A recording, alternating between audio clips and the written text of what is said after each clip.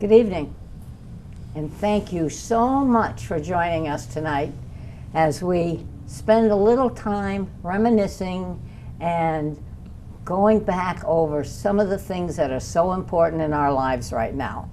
I say that because Veterans Day is coming up. And as you know, Veterans Day is a day that we thank our veterans. I'll repeat that we thank our veterans for all they've done for all of us, And tonight, I'm really pleased to have you notice that there is a gentleman with me, and that gentleman is a dear friend, and he is also, might I add, the Cromwell Man of the Year in 2014. And that was an award based on the person's current and past years of demonstrated service to the community. Could I ask for a better guest than that? No, you got to admit that, right? And I want to thank Andy and Jessica from Comcast Middlesex County, and I'm blowing that one up because I made copies of it and then I crossed them out. So I hope I did that right, Andy. Okay. They're hosting our program, and Jay and I are both delighted to be here. We've all had a challenging year, with COVID affecting families, kids being in and out of school, price hikes for gas and food, all those things that we've dealt with in this last year. And as you know, we haven't had, on the other hand, for quite a while because of COVID. But Comcast was so wonderful, reached out, and we're starting again. I want to assure you that no matter the challenges we face today and our children's face today, there is one thing that we can be sure of, and I think Jay will agree with me.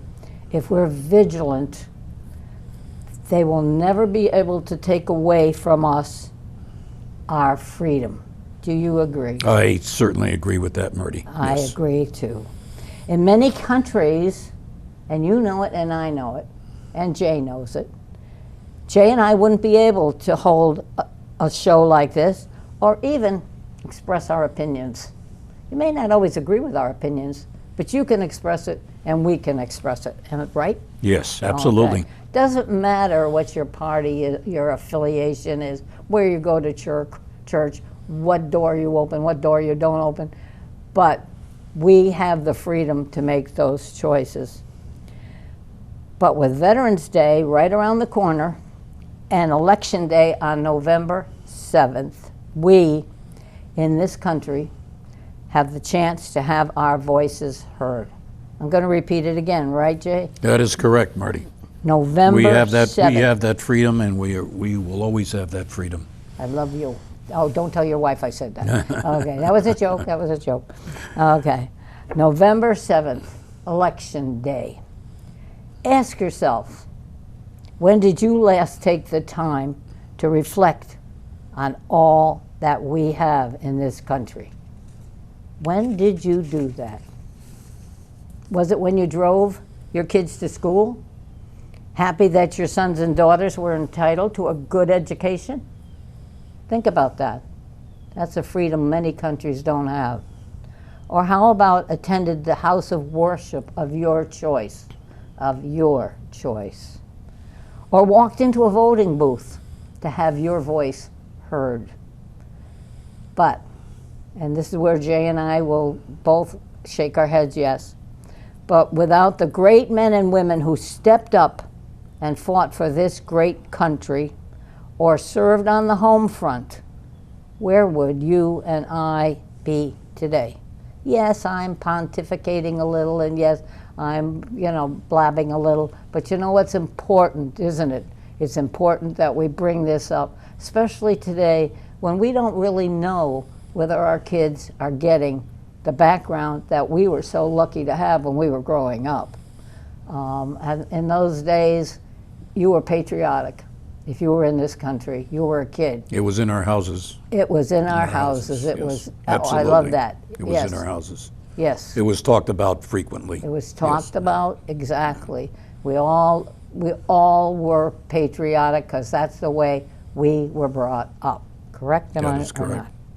Okay, now I'd like to tell you a little bit about Veterans Day itself because I did spend a little time this morning looking about the history of it, okay?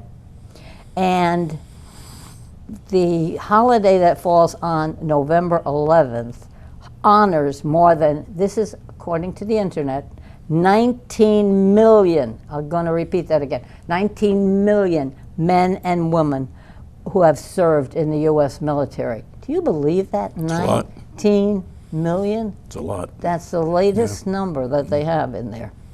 Okay, this is kind of a interesting thing. You probably can't get your kids to sit through it and listen to it, but it's interesting for us, okay? It was first observed on November 11th, 1919. No, dear, I wasn't alive then, even though I have white hair. No. But, oh, you laugh. Good boy. Well, I laugh because it's the year my mother was born. Oh, your mother was born. In okay. 1919. 1919. 1919. Okay. And it was, as I said, first observed on November 11th, 1919. And in those days, remember this? It was known as Armistice Day, in honor of the first anniversary of the end of World War I. World War I. Okay. Now, I found this fascinating. When I was reading all these things yesterday and today, which officially World War I ended on the 11th hour of the 11th day of the 11th month in 1918.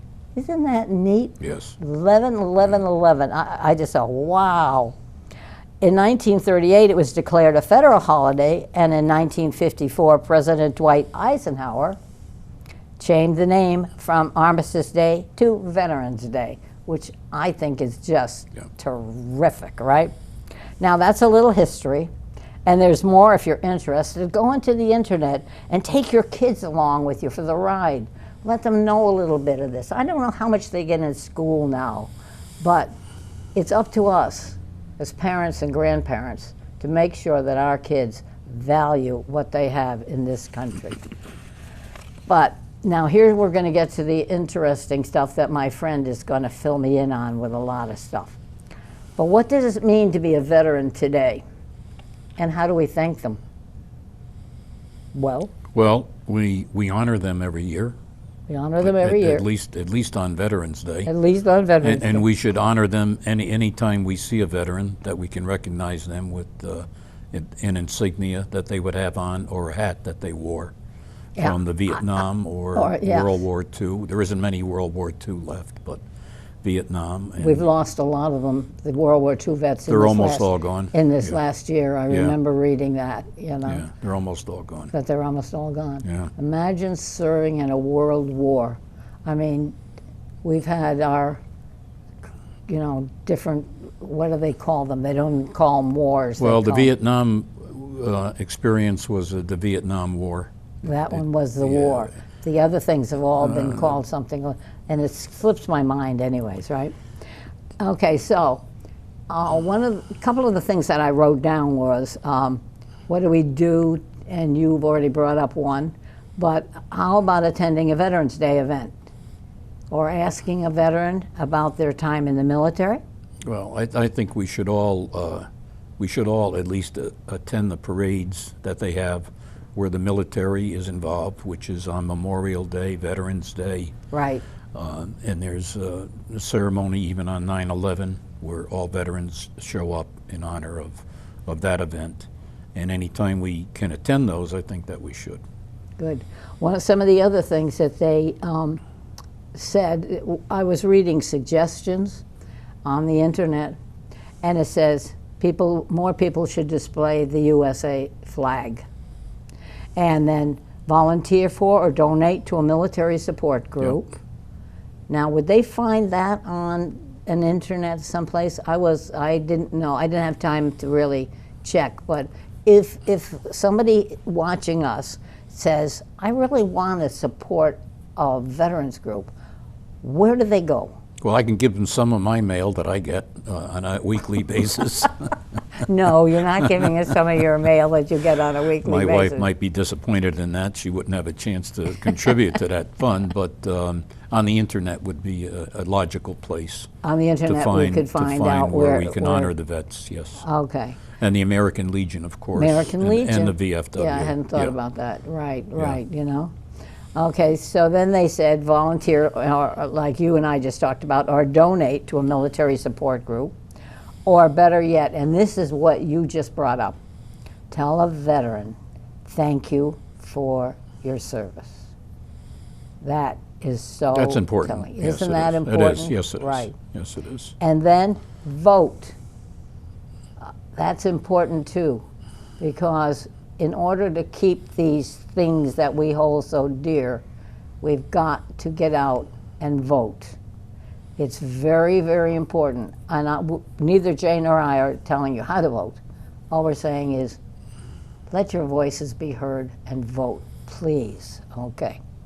Then I checked also, it said, go to your town website and check for veterans memorials. Yes? Yes. No? We'll find some there. We will in the town of Cromwell and Middletown also, yeah. In Middletown, town of Cromwell. Yep. And I'm sure we have, you know, people down on the shoreline, I'm sure they also have places that they can go. And that's what brings us all together. It doesn't matter if we're Middlesex County, or if we're on the shoreline, or if we're in Hartford. We're all part of this country. We are the country. The country is not land. It's the people, as far as I'm concerned, right? Okay, now here's another thing they had.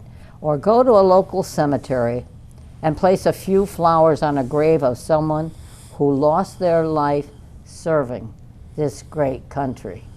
And when I go over to my daughter's house in Glastonbury, I go by a real old cemetery. And you can tell it's really old. The gravestones are aged. And I thought, when I got this yesterday, I thought the next time I head to my daughter's, I'm going to stop and I'm going to take a look at that, because they're so old that I'm not sure that people still are around to support their loved ones that they lost. I thought, that's a really good idea. Okay, those are just some suggestions that Jay and I agree on. But now for my guests. Now we're going to interrogate Jay. This sounds like fun. No, you can't get escaped. You cannot escape. Nice try, though. Okay, here's go with some of our questions. Which branch of the military did you serve in? And, second question, were you drafted or did you enlist? Okay, so let's start this on this path. I served in the U.S. Army, and it came about by me getting a notice to take a physical in New Haven, Connecticut, and that was a tip-off. It was sent from the U.S. government. That was a tip-off that I would be drafted soon. Oh, okay. How old were you? I was 21. Okay. Okay. So you got something from the government. From the government to show up for a physical. Show up for a physical. And if you don't want to show, there's a penalty. And of course, we weren't going to get involved in that anyway, because we were going to do it. Right. So we went to New Haven. We, when I say we, I mean me, went to New Haven, and I took my physical. I passed. Of course. And they told me that probably 30 to 60 days I would get a notice that I would be drafted. So I figure I had 30 to 60 days to go out and try to find an Army Reserve unit that would accept me. And fortunately, I found one in West Hartford. And the first thing they asked me was, did you go for your physical? And I said, yes. And he told me, he says, well, you're too late then. Are you serious? Yeah. He says, you're going to be drafted. He says, I do have a test coming up on Sunday. This was a Wednesday I was there. I do have a test coming up on Sunday. Why don't you show up for that and take the test? So Sunday, I went there and I took the test. And I don't know what I put on the test. You are so funny. I don't know what I put on the test. I don't know. I have no idea now. Yeah. Probably if you asked me the day after I took the test, I would remember. But right now, I don't remember. But whatever it was enough for me to qualify to get into that reserve unit. Wow. Yeah. That's great. Which I was very happy about. And you want me to continue on the path? Of course, okay. Because I think this is interesting, because Good. this is history that a lot of young people have no idea about. So absolutely Okay. continue. Okay. So from being accepted into that reserve unit, you had to do 6 months of active duty and 6.5 years of active reserve duty. Wow, 6 months of active and 6.5 of reserve. Yes, Wow. that was the deal in lieu of going in for 2 years. Right. And that was a good deal for me because I had a good job at the time. I was a mechanic in a bowling alley, a very successful bowling alley in Cromwell. And of course I was engaged to my soon-to-become wife. And I thought that was a good path to take at that time. So I raised my hand, they pledged me in, and they shipped me out to Fort Dix, New Jersey, where I took basic training. And I was there for approximately 10 weeks, Okay. and they made a soldier out of me. They made a soldier Yeah. out of you. Yeah. Even at times when it was difficult, yes, they made a soldier out of me. In those days, I don't know how it is today, but in those days there was really no choice. Once you step over that line and you're in the Army, there is no democracy. You must do what they want you to What do. they tell you to do. Yes, you really don't have any choice. And of course, the sooner you realize that, the better off you are, because then you're able to fulfill your obligation. Right. So right off the bat, I realized that. And I was successful in basic training. And I graduated. I started basic training in June of 1964.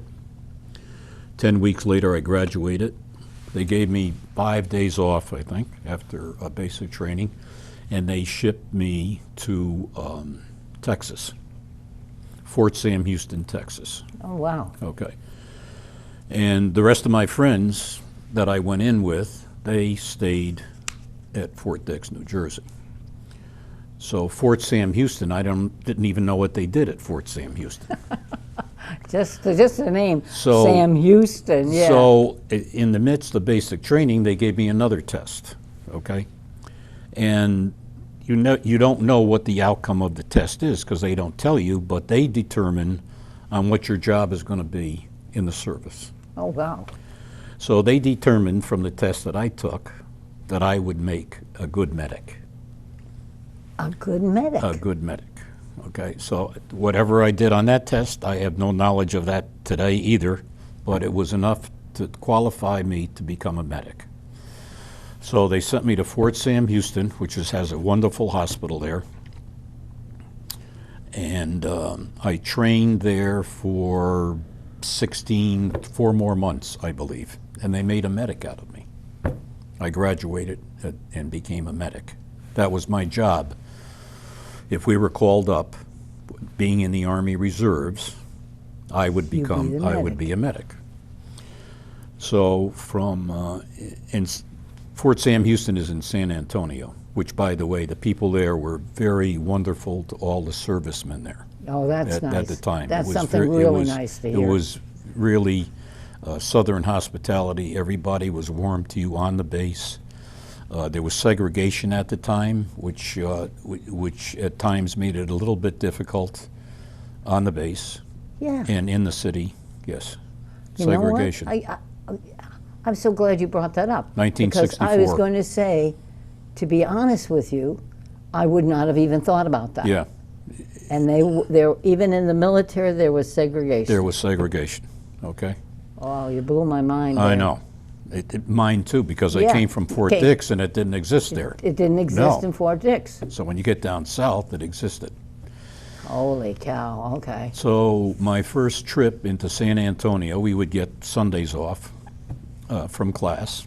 So I would go into San Antonio, my first trip there. You take a bus and you go into the city. My first trip there, I get off the bus and I look up and the first thing I see are signs on one side of the street that say whites only, and on the other side of the street it said colored only. So Oh my Lord. I got back on the bus and went back to the barracks to try to figure this thing out. Because it was a whole different It was a whole different world than what you were yes, used to. Exactly, Oh wow. exactly. So we got over that after a while, and we trained with they used to call it colored people at that time. The black people they used to call colored people at that time. We were from the north. We had no prejudices at all. Right. And we worked with them in the same class as we were taking, Yep. because there were times where we had to take blood from each other and other things that we did that Yeah. required, You worked together. you had to pay attention and work together, yes. So that was a traumatic experience, but we got by that and we finally understood what was going on there. And after I graduated as a medic, I was sent back to my reserve unit, and then another unlikely thing happens, is that they test you again. First, I don't know what they were testing me for then. I'm back at the reserve unit, I'm happy. You know, I finished my basic training, that part of my obligation. I'm good to go. So now they assign what I'm going to do in the reserve unit. And they said, well, we're going to make a teacher out of you. No, wait a minute. They started you out as, you're going to be a medic. Yes. Right? Okay. All right. Okay. And then we're going to send you here and there and so place. Yes. Yeah. Now- Because you're going to be a medic. Now, They we tell changed me- their mind and you're going to be a teacher. You're going to be a teacher. Lord. So I said, well, Do you believe this, everybody? Aren't you glad he's This here was- today? Go ahead. this was crazy. Anyway, No, this is to me, no, it's history. I said, okay. I said, this okay. is not crazy. This is history. I said, That okay. kids nowadays would not know anything about. So I explained that I had no teaching experience. Yeah. And they said, even better. I said, okay, what am I going to teach? You're going to teach medical classes. I'm sorry. I'm sorry. That's what I did. I think I laughed at the same time. Anyway, I said, I'm going to teach medical classes? I just got finished with, you Yeah. know, 16 weeks of medical classes that I was a student. How am Yeah, I going to now I'm gonna be a teacher. Oh, that. Well, we have something specific for you. And my job was to teach soldiers how to evacuate wounded soldiers Oh, wow. that are under fire. That are under fire. Yes. Oh, my Lord, Jay. Okay. I got to be honest with you. You're blowing my mind because I would never, you know, I just see on the TV the stretchers and the people and Yes. the stuff that's going on in the world. I never think about what you just brought Yes. up, how to evacuate people that are under fire. Yeah. Whoa, go, please. So here I am, and I'm at the reserve unit in West Hartford, and they're teaching me the class that I have to teach, of course, because I don't know it. I'm sorry. It does sound like the service. I'm sorry. Really, it Yeah. was something. It was Yeah. really an experience. So they taught me the class, and my job was to teach classes at the Reserve Center, and then when we went on our 2-week to Fort Dix, it was my job to teach the recruits how to evacuate their fellow soldier Wow. from who was under fire. And at that time, at the Reserve Center, I would be in front of maybe 8 or 10 people. Wow. When I got to Fort Dix, I was in front of 300 people, 300 to 350 people. Okay, and I never even spoke to 2 people at one time in my life, you know, at this point. So there I am down there teaching 300 recruits with different types of carries, how to carry on your back, how to crawl, how to use a web belt, what if a person is injured, what to do first. I taught these classes for the 2 weeks that we were at summer camp for 6 years. That was my job for 6 years. What And it was believe me, it was an enlightening experience. I was Yeah. going to say, Jay, I got to tell you, you're blowing my mind. Okay. And I'm sure that you're blowing the mind of a lot of people out there that never experienced this, have no idea, okay, what it takes to fulfill what a military obligation really is. Yes. I mean, you went from being a student, you know, to being a teacher, and, you know, just all kinds of things changed in your life. Life changing, life changing.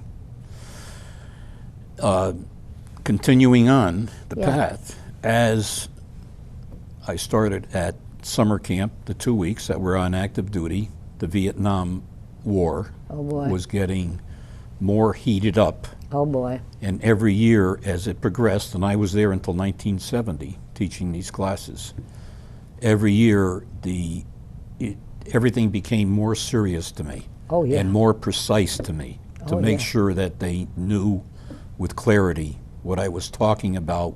We would demonstrate on stage. Some of the classes were an hour, 2 hours, 3 hours, whatever it took to get these 300 recruits with it. And we would show examples of how everything is done, not just say it, Oh, okay. but actually I would have recruits on the stage with me, and I would walk them through each step, Okay. that what they would have to do depending on the injury that the soldier had.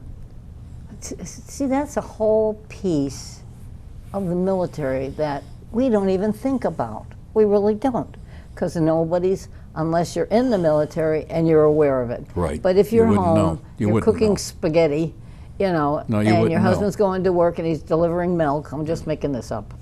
But you know what I'm saying? You don't even think about the things that going on in our military, what they're dealing with, how they have to train.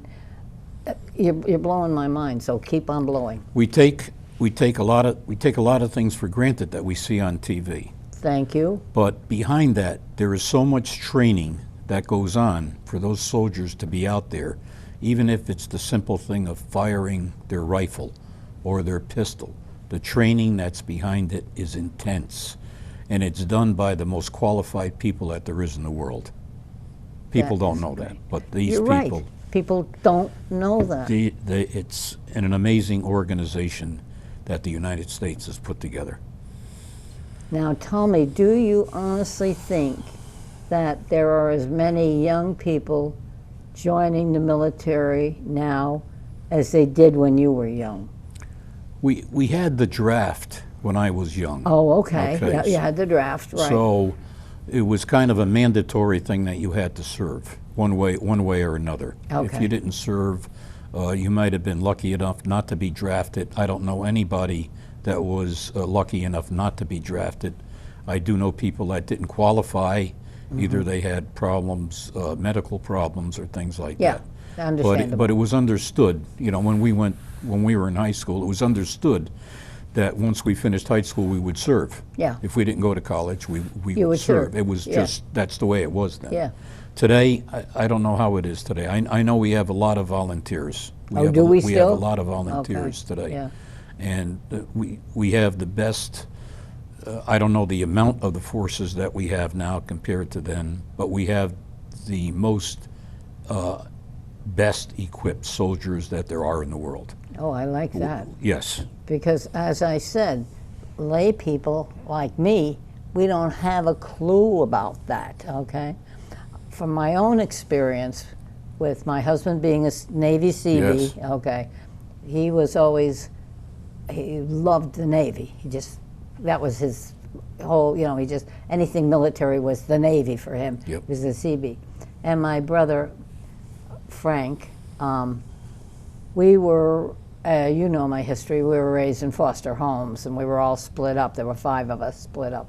Margie and I were together and the boys were together, Robert and Frankie for a while, and Joanne came later. But Frank went into the Marines.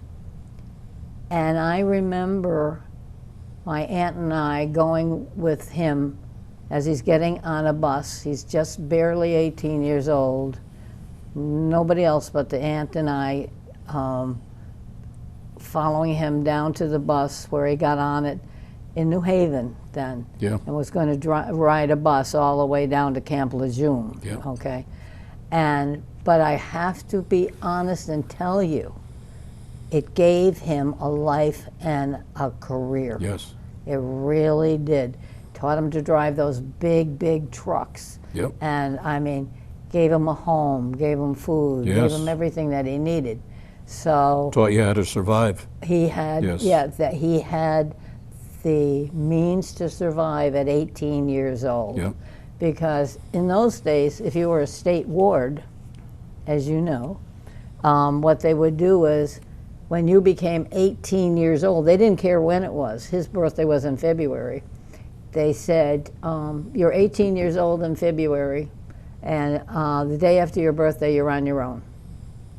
So he had to move out of his foster home and into the YMCA in Torrington to survive, and got a little job where I guess it paid him $25 a week or something. Yep. But the military gave him a background in being able to drive one of those big, tanker trucks, you Yep. know.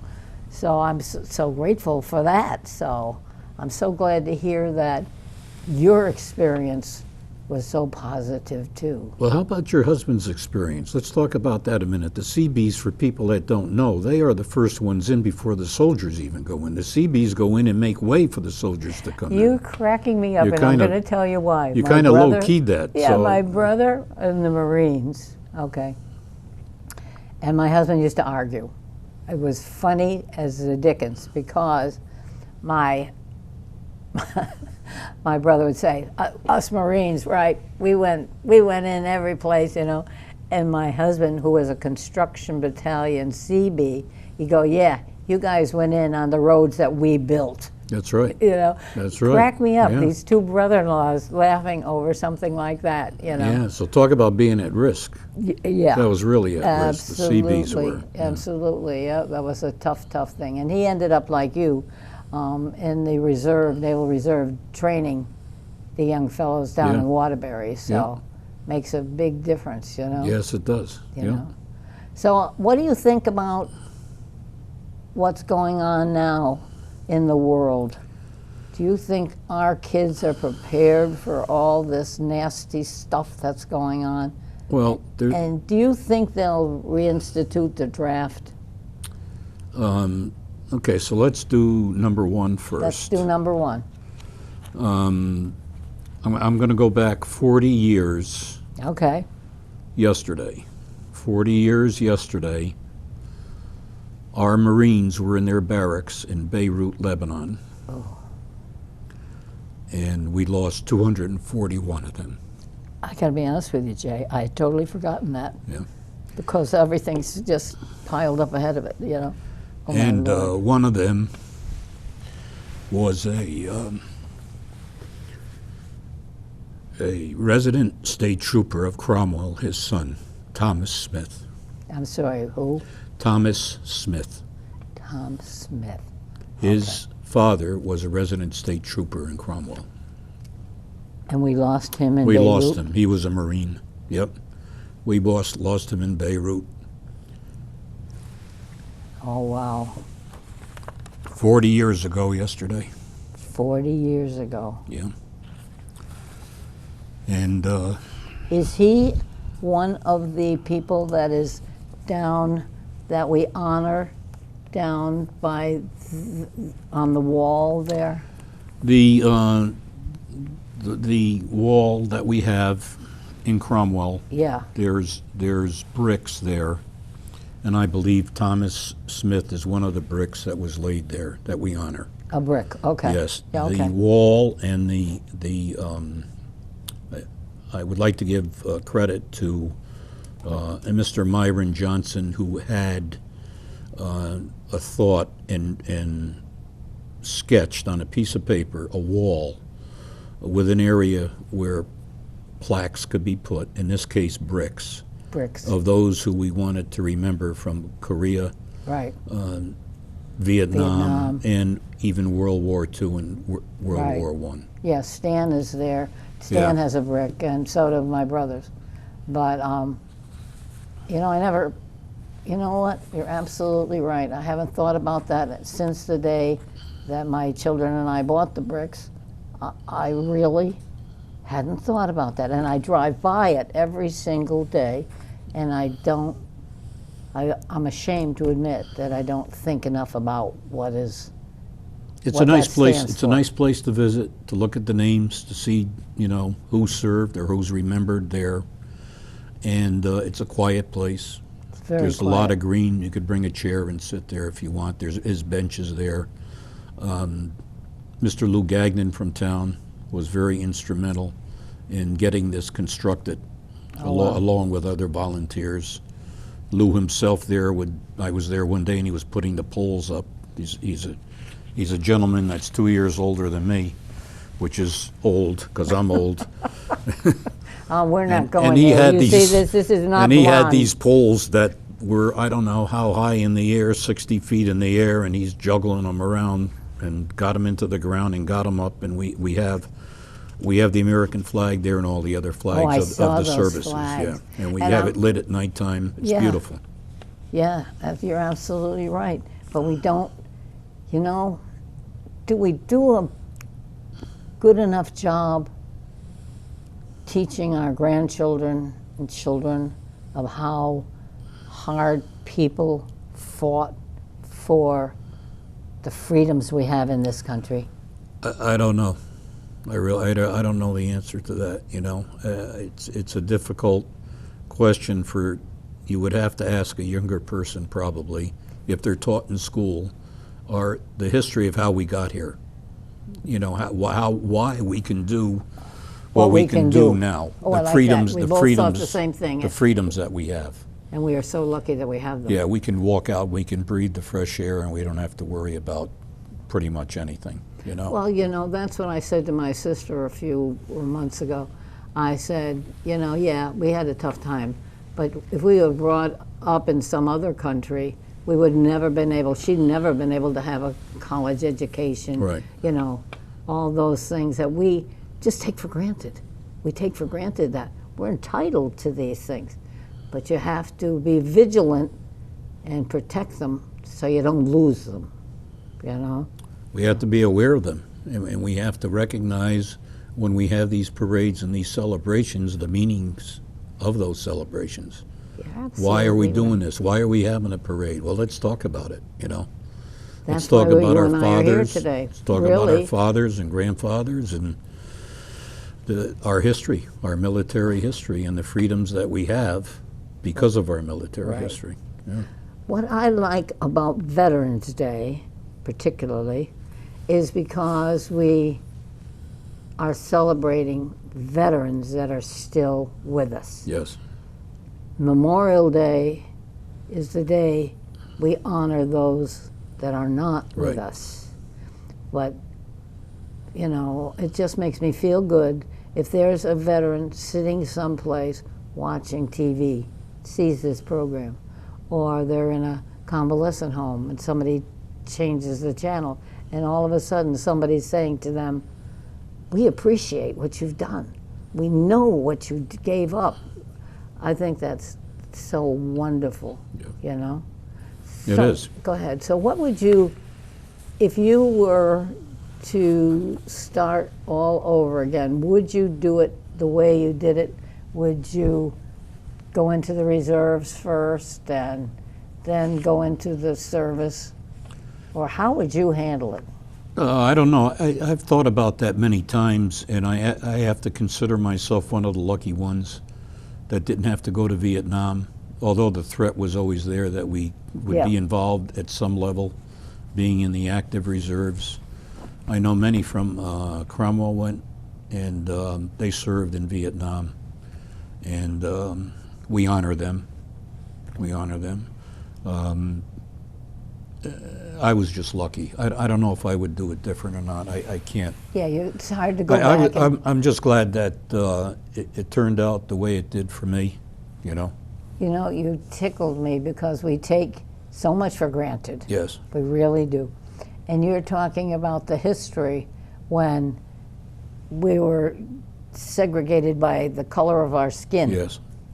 And we've come beyond that. At least I pray that we've come beyond that. I'm sure we have. And I'm sure that our veterans, okay, don't look at the color of your skin. No. Or anything. No. They're just happy that you're alive, you're a veteran, you know, and we need to continue to just be happy about what we have at this point, you know. So we're lucky. We are very. I consider myself very lucky. I do too. I do too. I consider myself very, very lucky. You know. So go ahead. I'd like to just talk about a few people that have passed on. Go, please. That have served. Go, please. One recently, a prominent attorney from Cromwell, Sal Petrella. Sal Petrella. He died a couple days ago. A true Cromwellite. He served in the Marine Corps. He rose to the rank of captain, and from there he went on to work for the United States Treasury Department in the Alcohol, Tobacco, and Firearms Division for 25 years. Wow. So he really served. He really served our country. I knew Sal. He was a gentleman. I knew him too. Yeah. I had the highest regard for him. He was a real gentleman. Yep. And sorry for that. He's no longer with us, you know. And another person that we both know was Sal Orlando. Oh, yes. Yes, a World War II veteran. He always wore his uniform and his hat. Yes, always did. Oh, yeah, I loved it. Yeah. He had an interesting career. He passed away when he was 96, and that was in August of this year. Yep. And he served in the U.S. Army in World War II, and then in the Korean War. And he served many years later in the Connecticut Air Guard. He retired with the rank of Sergeant Major. Sergeant Major. It's the highest achievable rank for a non-commissioned officer. I was just going to ask you where that was. Yes. And that's the highest commissioned rank for a non-commissioned officer. Non-commissioned the highest officer. rank you can achieve. Oh, wow. It was. He was a delightful gentleman. He was. Oh, he was delightful. And after he retired in the Honor Guard, providing funerals for fellow veterans with the 1st Governor's Foot Guard, American Legion Post 1771. And over the course of 20 years, he conducted 2,400 services, burials. 2,400 burials. 2,400. And he was recognized for his service with the Honor Guard by General Evon recently, with the first ribbon to recognize honored guard service. Right. He was a member of the various Veterans Association, including the Infantry Division Veterans Association, the VFW Post 2738, the Korean War Veterans Association, Korean Chapter 1 of Connecticut 169th Infantry Section Corps. He was also a Mason and a Shriner. And you would think that would be enough. Not this guy. Not this guy. This guy was a tough guy. Most of his life was after that was devoted to the Boy Scouts, influencing the lives of many young men. He was a scoutmaster of Troop 105 in Hartford, later Troop 244 in Rocky Hill. He was recognized for his work in scouting with the Silver Beaver and the Order of the Arrow. Later, he became known as the Happy Wanderer. The Happy Wanderer. Why do you think he was called the Happy Wanderer? I have no idea, and I knew he him was an international scout while traveling to over 30 countries, promoting scouting.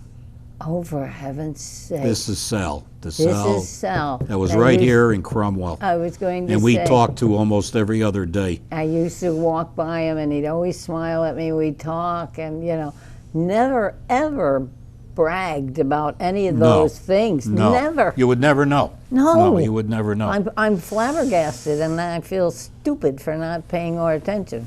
During the scouting life, he supported many young men in obtaining the rank of Eagle Scout. Isn't that Yeah. something? And that's our Sal Orlando, whose daughter still has a Very- small shop here, yeah. Cindy, in yep, Cromwell. just a great gal, you know. Oh my gracious! Isn't that something? We really have some people that have left a mark, and they were all veterans, and they were all people dedicated to this country. Yes. I mean, wow. Want me to continue? Sure, why Okay. not? Everybody out there, if you don't want to hear anymore, you can turn the channel. Don't, Andy, I didn't mean that. I'm only kidding. But I'm over informationing you maybe here. no, you're not, because you know what? I hope people out there will pay attention and say, this is a great country. Look at what we have for people that serve for us. Okay, in my family, Yes. I had an uncle. His name was Lou, Uncle Lou.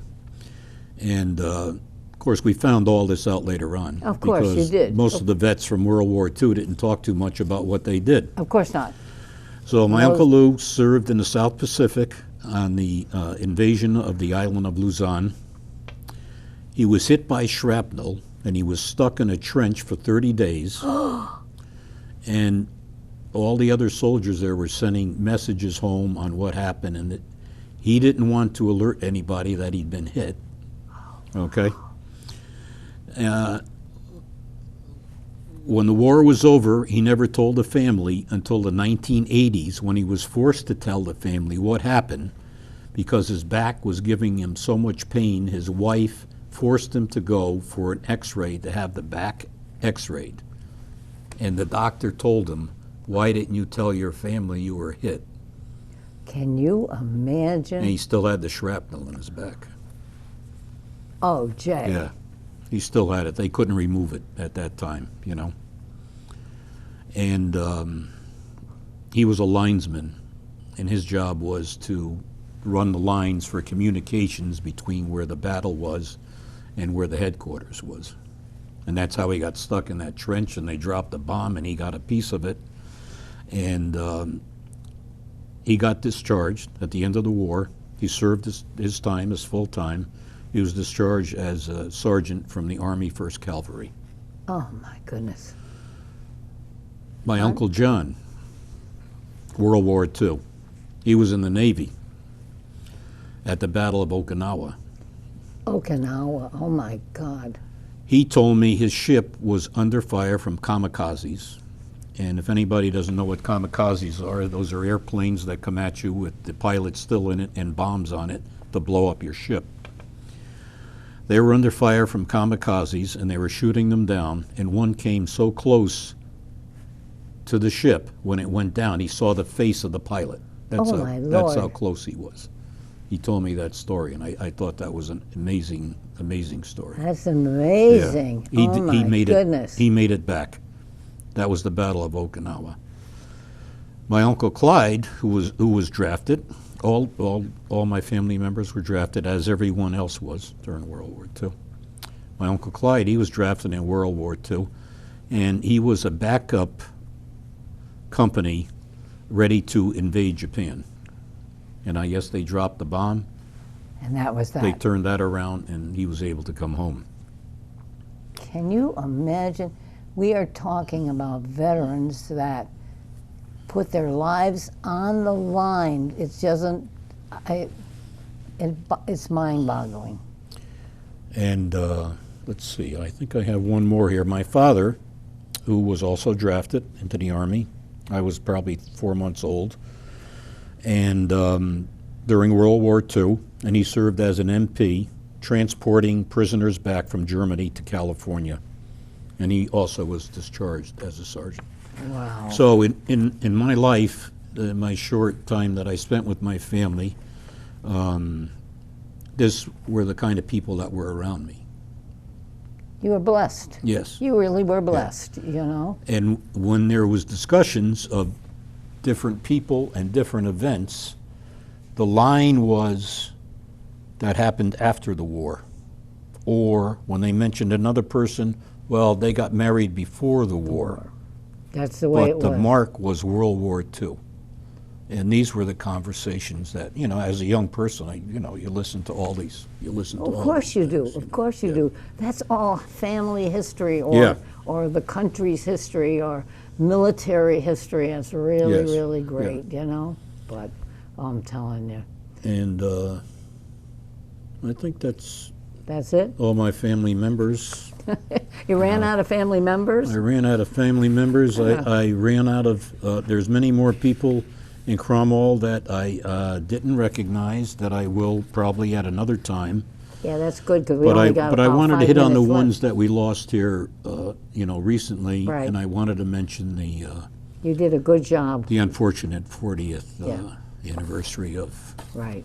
where we are now. Right. Beirut, Lebanon is only 138 miles from Gaza Strip That's scary. and Israel. That is so scary, isn't and it? And we're Yeah. out there with 2 carrier groups that.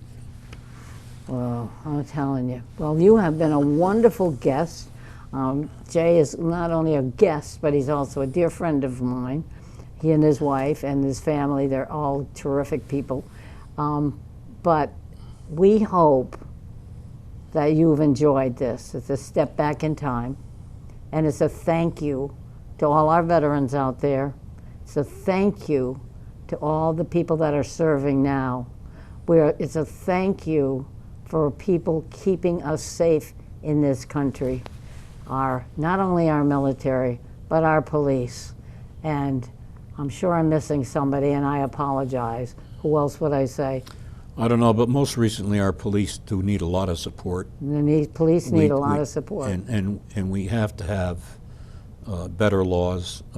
We do have the laws, but they're lenient, and We've got to Yeah. people that make the laws should step up now. Yeah. should step up to the plate and give the police the latitude Backing. that they need and I'm the with backing you. that they need, I'm with so you. they can go out and do their job Do their the right job. way to protect the citizens of Right. not just Cromwell, Connecticut, or the whole United Right. States. We have to step up our game here. Right. Well, that's probably the end of it. We want to thank everybody that spent some time with us. We particularly, as Jay and I said, want to thank everybody that serves this country. And I'm sure I speak for Jay when I say, please be healthy, be safe, and God bless all of you. Thank you.